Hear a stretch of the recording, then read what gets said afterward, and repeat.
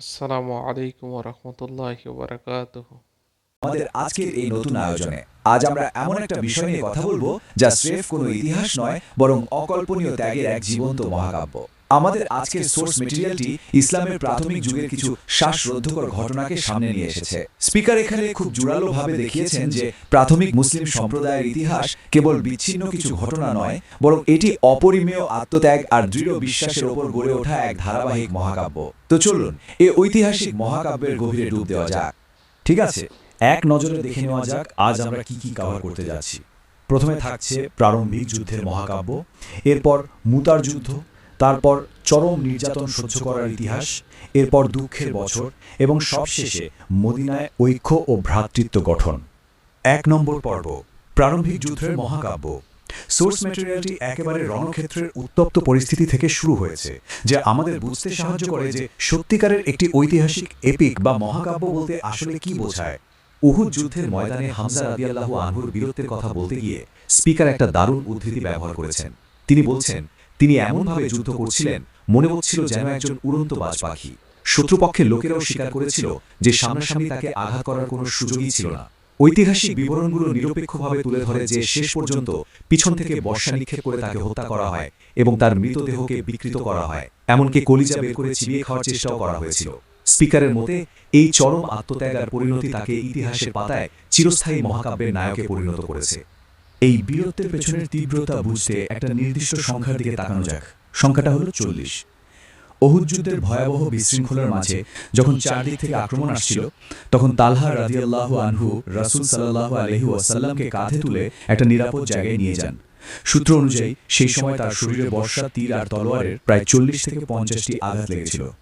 Speaker জানাচ্ছেন, ঠিক এই কারণেই তাকে জীবন্ত শহীদ হিসেবে আখ্যায়িত করা হতো। ব্যাপারটা আক্ষরিক অর্থে অবিশ্বাস্য। ২ নম্বর পর্ব, মুতার যুদ্ধ। এবার যুদ্ধের ইতিহাসের আরেকটি চমকপ্রদ অধ্যায়ে প্রবেশ করা যাক, যেখানে স্পিকার খুব জোরালোভাবে প্রারম্ভিক মুসলিমদের সংখ্যাগত বিশাল অসুবিধার দিকটি তুলে ধরেছেন। শুরুতেই একটা সংখ্যা মাথায় গেঁথে নেওয়া দরকার, ৩০০০। একজন মুসলিম রাষ্ট্রদূতকে নির্মমভাবে হত্যা করা হয়েছিল, আর সেই অন্যায়ের জবাব দিতে সোর্স অনুযায়ী মাত্র ৩০০০ সৈন্যের একটা বাহিনী পাঠানো হয়। আর এটা কিন্তু খুব দারুণভাবে প্রমাণ করে যে পরিস্থিতিটা ঠিক কতটা ভয়াবহ ছিল। একদিকে মাত্র ৩০০০ মুসলিম সৈন্য, আর অন্যদিকে ১ থেকে ২ লক্ষ সম্পূর্ণ প্রশিক্ষিত রোমান এবং তাদের মিত্রবাহিনী। স্পিকার অত্যন্ত বস্তুনিষ্ঠভাবে এই আপাত অসম্ভব পরিস্থিতিটা তুলে ধরেছেন, যেখানে মুসলিমরা সংখ্যাগরিষ্ঠতার উপর নয়, বরং নিজেদের দৃঢ় বিশ্বাসের উপর নির্ভর করে ময়দানে নেমেছিলেন। রণক্ষেত্রে নেতৃত্বের ধারাবাহিকতা বা চেইন অফ কমান্ডটা একটু খেয়াল করলেই দেখা যায় ৩ জন সেনাপতির নাম আগেই ঠিক করে দেওয়া হয়েছিল। প্রথম ধাপে যায়েদ বিন হারিথা, তিনি শহীদ হওয়ার পর দ্বিতীয় ধাপে জাফর বিন আবি তালেব। জাফরের বীরত্বের বর্ণনা দিতে গিয়ে স্পিকার উল্লেখ করেছেন যে যুদ্ধ করতে করতে তার ডান হাত ও বাম হাত কাটা পড়ে, কিন্তু তবুও তিনি পতাকা মাটিতে পড়তে দেননি, বরং বুক দিয়ে জড়িয়ে রেখেছিলেন।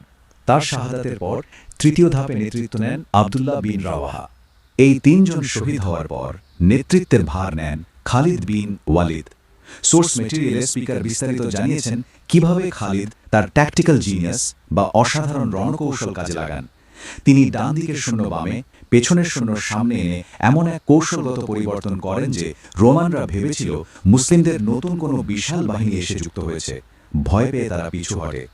অবাক করা বিষয় হলো, সেই যুদ্ধে খালিদ বিন ওয়ালিদের হাতে ৯টা তলোয়ার ভেঙেছিল, আর এত বিশাল বাহিনীর বিরুদ্ধে যুদ্ধ করেও মাত্র ১২ জন মুসলিম সৈন্য শহীদ হয়েছিলেন। ৩ নম্বর পর্ব, চরম নির্যাতন সহ্য করা। রণক্ষেত্র থেকে এবার দৃষ্টি ফেরানো যাক প্রারম্ভিক মুসলিমদের ব্যক্তিগত চরম ভোগান্তির দিকে, যা তাদের অটল বিশ্বাসের জন্য দেওয়া এক চরম মূল্যের চিত্র।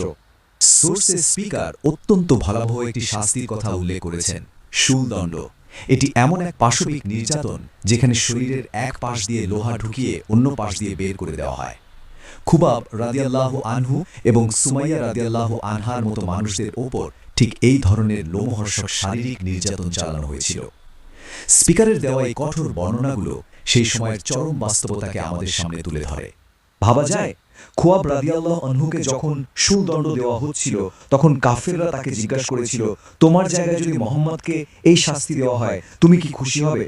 এই উদ্ধৃতিটি হলো তার সেই অবিচল উত্তর, আমার জায়গায় মোহাম্মদের একটা চুলও যদি বাঁকা হয় আমি সেটাও সহ্য করব না। সোর্স মেটেরিয়ালটি এই ঘটনার মাধ্যমে তাদের অটল আনুগত্য ও ভালোবাসার বিষয়টি একদম স্পষ্টভাবে প্রমাণ করে। সুতরাং এখানকার সবচেয়ে গুরুত্বপূর্ণ পয়েন্টটি হলো এই ৩ সংখ্যাটি, টানা ৩ বছর। শিয়াবে আবি তালিবে মুসলিমদের টানা ৩ বছর সম্পূর্ণ সামাজিক এবং অর্থনৈতিকভাবে বয়কট করে রাখা হয়েছিল। কেউ তাদের সাথে ব্যবসা করত না, কথা বলতো না। পরিস্থিতি এতটাই ভয়াবহ ছিল যে বেঁচে থাকার জন্য তাদের গাছের ছাল ও পাতাও খেতে হয়েছিল। ৪ নম্বর পর্ব, দুঃখের বছর বা দ্য ইয়ার অফ সরো। এই অমানবিক পরিস্থিতি থেকে স্পিকার আমাদের নিয়ে যান বর্ণনার সবচেয়ে আবেগময় অংশে। এটি এমন একটি সময় ছিল যখন রাসূল সাল্লাল্লাহু আলাইহি ওয়াসাল্লাম তার জীবনের সবচেয়ে বড় দুজন সমর্থককে হারান। চাচা আবু তালিব, যিনি তাকে সামাজিক নিরাপত্তা দিচ্ছিলেন, এবং স্ত্রী খাদিজা, যিনি তাকে সবচেয়ে গভীর মানসিক সাপোর্ট দিচ্ছিলেন। এই দুজন মাত্র কয়েক মাসের ব্যবধানে ইন্তেকাল করেন। এই শূন্যতা আর গভীর শোকের বিষয়টি স্পিকার অত্যন্ত আবেগপূর্ণভাবে বর্ণনা করেছেন। ঠিক এই প্রবল শোকের সময়টাতেই আসে মিরাজের ঘটনা, যা ছিল ঐশ্বরিক সান্ত্বনার এক বিশাল মুহূর্ত। স্পিকার উল্লেখ করেছেন যে মিরাজ থেকে ৩টি বিশেষ উপহার দেওয়া হয়েছিল। ১. প্রতিদিনের ৫ ওয়াক্ত নামাজ। ২. সূরা বাকারার শেষ ৩টি আয়াত। এবং ৩. শিরিক বা বহুঈশ্বরবাদ এড়িয়ে চললে চূড়ান্ত ক্ষমার প্রতিশ্রুতি। এটি ছিল সেই কষ্টকর সময় এক পরম আধ্যাত্মিক প্রশান্তি। ৫ নম্বর পর্ব, ঐক্য এবং ভ্রাতৃত্ববোধ গঠন। এবার আমরা আমাদের আলোচনার একেবারে শেষ পর্যায়ে চলে এসেছি, যেখানে মদিনায় কিভাবে একটি নতুন সমাজ গড়ে উঠল সেটাই মূল ফোকাস। মদিনায় কমিউনিটি গড়ে ওঠার ধারাবাহিকতাটা বেশ ইন্টারেস্টিং। প্রথম ধাপে ইয়াসরিব বা মদিনা থেকে আসা মাত্র ৬ জন যুবক এই বার্তা গ্রহণ করেন। এরপর তাদের মাধ্যমে দাওয়াতি কাজ শুরু হলে মাত্র ১ বছরের মধ্যে ৭৫টি পরিবার আনুগত্য স্বীকার করে। আর তৃতীয় ধাপে রাসূল সাল্লাল্লাহু আলাইহি ওয়াসাল্লামের সেই চমৎকার কৌশলগত হিজরত বা মদিনায় স্থানান্তর। স্পিকার এখানে বিশেষভাবে জোর দিয়েছেন যে তিনি সোজা পথে না গিয়ে কিভাবে ভিন্ন পথে গিয়ে শত্রুদের বিভ্রান্ত করেছিলেন, যা তার কৌশলগত বুদ্ধিমত্তার এক দারুণ প্রমাণ। মদিনায় পৌঁছানোর পর প্রথম কাজটাই ছিল একটি কেন্দ্র বা মসজিদ নির্মাণ করা এবং আনসার ও মুহাজিরদের মধ্যে একটি অবিচ্ছেদ্য ভ্রাতৃত্বের বন্ধন গড়ে তোলা। স্থানীয় আনসাররা মক্কা থেকে আসা মুহাজিরদের সাথে নিজেদের সবকিছু হাসিমুখে ভাগ করে নিয়েছিলেন। এখন এই তুলনাটা আসলেই খুব কৌতূহলজনক। স্পিকার এখানে প্রারম্ভিক যুগের সেই নিঃস্বার্থ ঐক্য এবং সর্বস্ব ভাগ করে নেওয়ার মানসিকতার সাথে বর্তমান সময়ের তীব্র বিভাজনের তুলনা করেছেন। তিনি বর্তমান সমাজকে কড়া সমালোচনা করে বলেছেন যে আজ মানুষ হানাফি, আহলে হাদিস, তাবলিগি ইত্যাদি নানা দলে ও উপদলে বিভক্ত। একে অপরের প্রতি সেই মহব্বত বা ভালোবাসা আজ যেন একদমই হারিয়ে গেছে। সোর্সের একেবারে চূড়ান্ত বক্তব্যটি হলো, স্পিকার বলছেন, যদি আমরা একটি ঐক্যবদ্ধ প্ল্যাটফর্ম তৈরি করতে না পারি তবে ধর্ম প্রতিষ্ঠা করা অসম্ভব। নিরপেক্ষ দৃষ্টিকোণ থেকে দেখলে এটি বর্তমান প্রজন্মের প্রতি ছোটখাটো বিভেদ ভুলে একতাবদ্ধ হওয়ার একটি অত্যন্ত শক্তিশালী আহ্বান।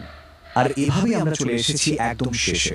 সোর্স ম্যাটেরিয়ালের আলোকে আমাদের সামনে একটি বড় প্রশ্ন কিন্তু থেকেই যায়, বর্তমান প্রজন্ম ঐক্য এবং আত্মত্যাগের ঠিক কেমন উত্তরাধিকার রেখে যাবে?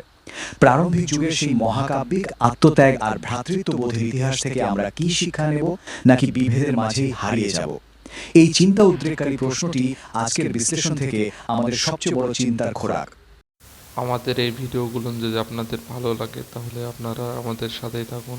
আমাদের পেজটি লাইক, ফলো, শেয়ার দিয়ে আমাদের সাথেই থাকুন। দেখা হচ্ছে নেক্সট ভিডিওতে।